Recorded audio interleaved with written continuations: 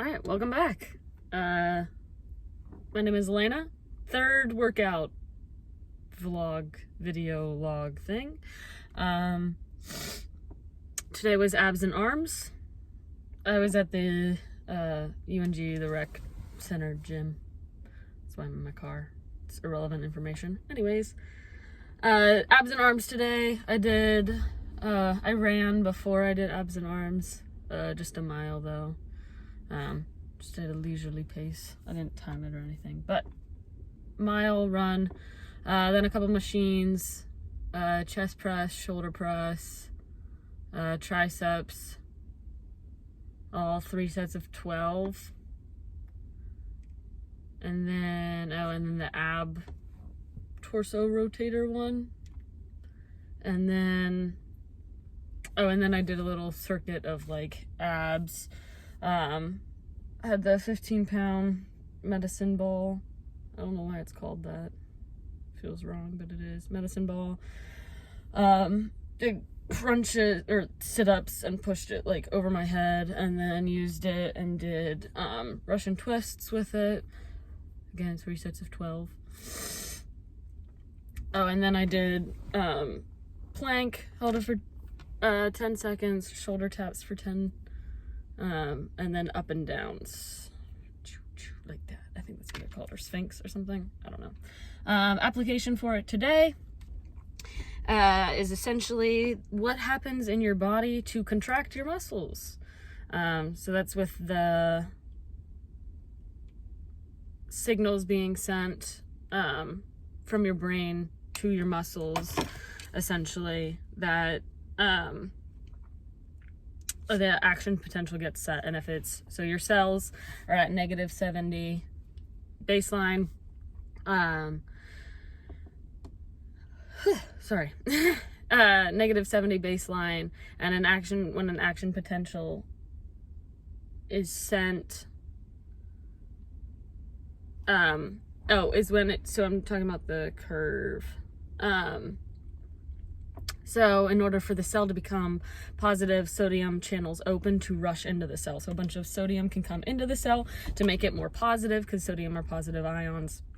So then it increases, and if it gets above -50, then that's when the action potential is set. So the message from your brain is sent through your cells, essentially. So then sodium channels close, because enough sodium has come in that the cell is now positive, the inside of the cell is now positive, so enough sodium has entered, so the sodium channels close, then letting the potassium channels to open. So the potassium channels open, potassium comes into the cell, so then you can repolarize the cell. The potassium channels close, and then that's when we have the, where it goes all the way back down below -70, and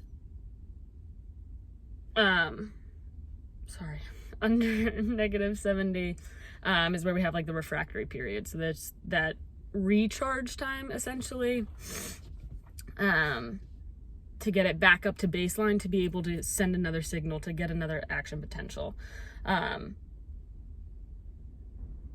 Yeah, and then that sodium potassium pump at the very, like towards the refractory period, is where we're letting sodium and potassium ions in and out of the cell at the same time to neutralize it, to get it back to its baseline, so that way it can fire again.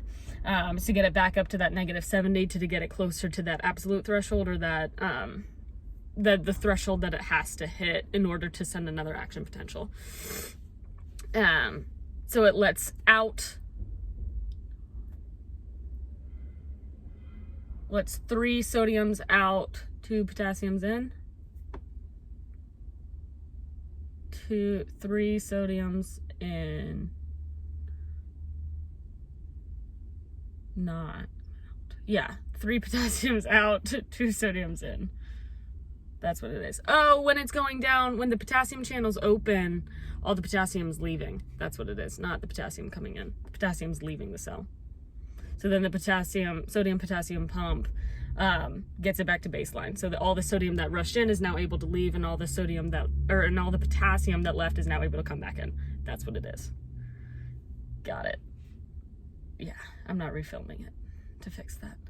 But so essentially, once that action potential is set, it's what causes your muscles to contract. So it tells you if it's excitatory, then that's what tells your muscles to contract. That's the EPSP. So the excitatory postsynaptic prompt. I don't know. Or IPSP, where it's inhibitory, which is no contraction. So, yeah. Oh, thanks for watching.